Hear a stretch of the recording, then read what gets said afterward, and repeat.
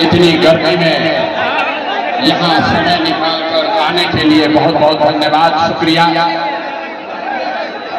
पिछले 3 बरस से गांव-गांव जाकर हमने बिहार में लोगों को एक नया विकल्प बनाने के लिए प्रेरित किया है, सिखाया है, हाथ पकड़कर एक नया विकल्प बनाया है जिसका नाम है जन सुराज। ये विकल्प क्यों बनाया गया है? क्योंकि 30 बरस से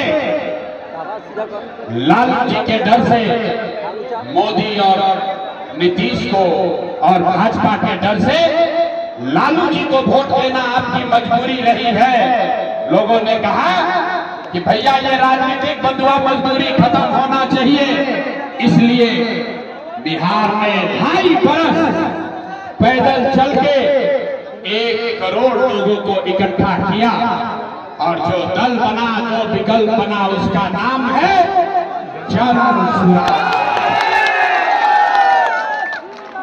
ये किसी एक व्यक्ति का दल नहीं है, ये किसी जाति का दल नहीं है, ये हिंदुओं का दल नहीं है, ये मुसलमानों का दल नहीं है, ये बिहार के उन सारे लोगों का दल है जो बिहार में व्यवस्था का परिवर्तन चाहते हैं, बदलाव चाहते हैं। दूसरे दल में और हम लोग में क्या फर्क है मेरे भाई? यहाँ जितने मुसलमान साथी बैठे हैं, आपको लोग बताते हैं कि भाजपा से डरिए और हमको वोट दीजिए, हम आएंगे तो भाजपा को हराएंगे, भाजपा से आपका रक्षा करेंगे। जन सुराज में और दूसरे दल में बुनियादी फर्क ये है कि जन सुराज में हम लोग कहते हैं कि भाजपा से नहीं डरना है, अल्लाह से डरिए और अपने बच्चों के हक के लिए खड़ा हो जाइए। क्या कहे? भाजपा से नहीं डरना है, अल्लाह से डरना है और हक के साथ खड़ा होना है, तादाद का चिंता नहीं करना है। आज का जो मुसलमान है, आज के जो मुसलमान है, आपको इतना डरा दिया गया है कि जो बातिल है, जिन्होंने आपके बच्चों को मजदूर बना दिया, जिन्होंने आपको इतना असहाय बना दिया कि आप अपने बच्चों के साथ इंसाफ भी नहीं कर पा रहे हैं, उन बातिलों के साथ भी आप भाजपा के डर से तादाद का हिस्सा बनते हैं। मैं मुसलमानों को कहता हूं कि मैं इस्लाम को मानने वाले मेरे भाई, अगर तादाद की चिंता की होती तो इस्लाम तो शुरू ही नहीं होता। जिस दिन इस्लाम शुरू हुआ, इस्लाम को शुरू करने वाले तो 2 ही लोग थे, तादाद तो उनके खिलाफ थी। उसी तरह जन सुराज को कुछ लोगों ने मिलकर शुरू किया है, लेकिन हम लोग हक की बात कर रहे हैं, इसलिए तादाद आप देखिए अपने आप ऊपर वाले की कृपा से बन जा रहा। आप ऐसी तकरीरों में जानते हैं, आप ऐसी तकरीरों में जाते रहे हैं, जो आता है यही कहता है कि हमको वोट दीजिए, हम आएंगे तो आपका और आपके बच्चों का काम करेंगे। जो आता है वो अपने को सही बताता है, दूसरे को गलत बताता है। हम इस मन से किसी को गलत नहीं कहेंगे। आपको अभी एक रास्ता जो इस्लाम में बताया गया है, उसको एक बार याद कराएंगे, आपको अपने आप पता चलेगा कि गलत कौन है और सही कौन है। आज का भैया सुन लो, ताली नहीं बजाना, सुनिए। आज के जो हुक्मरान हैं, और चाहे मुखिया है, विधायक है, राज्य की सरकार है, दिल्ली में बैठे हुए मोदी हैं, आज के हुक्मरान जालिम हैं।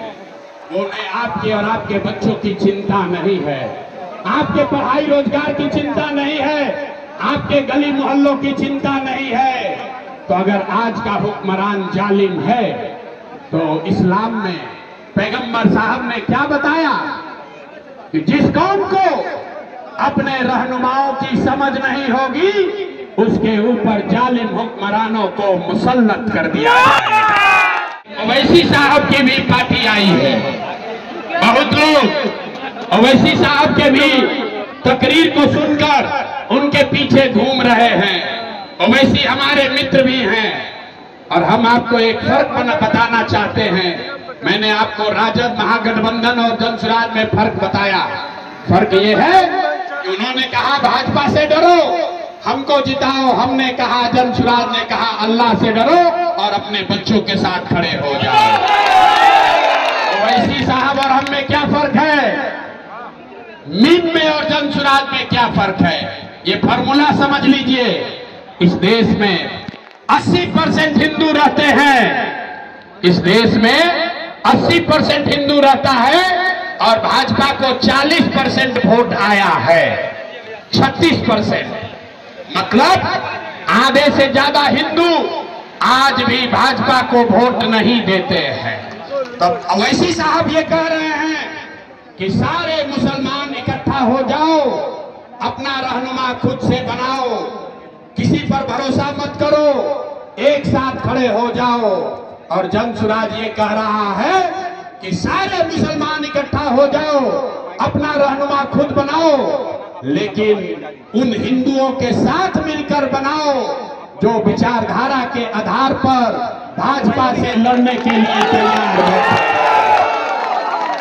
ये जनसुराज का फॉर्मूला है भाई। आधा हिंदू मतलब 40% और 20% मुसलमान।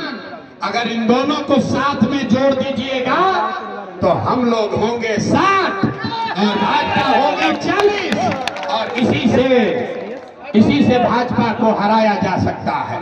ये प्रशांत किशोर का फॉर्मूला नहीं है, आपके हमारे पुरखों का फॉर्मूला है। इस देश की आजादी की लड़ाई किसने लड़ी? इस देश में जो गांधी के मानने वाले लोग थे, जो बाबा साहब अंबेडकर को मानने वाले थे, जो कम्युनिस्ट विचारधारा के थे, जो समाजवाद को मानने वाले लोग थे, उन्होंने एक साथ मिलके मुसलमानों के साथ मिलकर आजादी की लड़ाई लड़ी थी। आज भाजपा के विरोध में कौन है? जो आधे हिंदू भाजपा को वोट नहीं देते, वो कौन हिंदू हैं? आप उसको जाति में देखते हैं, जाति में मत देखिए, उसको विचारधारा के आधार पर देखिए। जो हिंदू गांधी को मानता है वो भाजपा को वोट नहीं देता है। जो हिंदू बाबा साहब अंबेडकर को मानता है वो भाजपा को वोट नहीं देता है।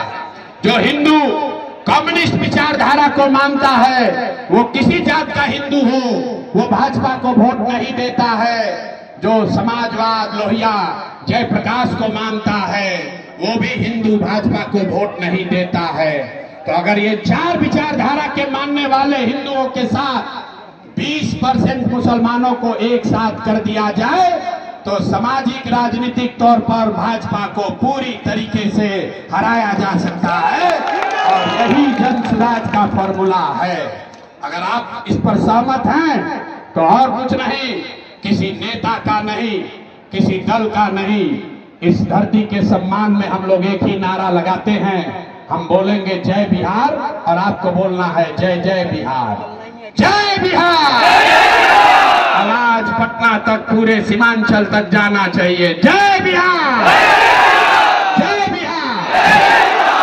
और सीमांचल की राजनीति महरूम तस्लीमुद्दीन साहब के लड़के सरफराज जी करेंगे कि हैदराबाद पटना से आया हुआ कोई नेता करेगा? आप बताइए, आप बताइए। अब इनको आप अपना आशीर्वाद और दुआ दीजिए। वोट जिसको देना है दीजिए, लेकिन जो दुआ है, दुआ आपको देना है सरफराज भाई को। और ताकि इनको जोकी हाट से आप फ्री कर दीजिए, इनको फ्री कर दीजिए, ताकि पूरे सीमांचल में 12 की 12 सीट जो मुसलमान साथियों की सीट है उस पर जाए, प्रचार करें और पूरे सीमांचल में मुसलमान समाज का नेतृत्व करें। इसलिए ये जनसुराज में जुड़े हैं। ये अगर यहां से निर्दलीय भी लड़ जाते तो भी इनको जीतना था, तब भी जीतते, नहीं जीतते। जनसुराज में कहे जुड़े, जनसुराज में क्यों जुड़े हम बताते हैं। बड़े से बड़ा हकीम भी, बड़ा से बड़ा सर्जन भी, अगर ऑपरेशन थिएटर न रहे, अस्पताल न रहे, तो डॉक्टर ऑपरेशन नहीं कर सकता है, सर्जरी नहीं कर सकता है। सरफराज भाई वो काबिल डॉक्टर हैं जो समाज के बदहाली का इलाज कर सकते हैं। अब ये जन सुराज के अस्पताल से जुड़ गए हैं ताकि सबका भला हो सके और बड़े स्तर पर मुसलमानों का खड़ा कर किया जा सके। अगर आप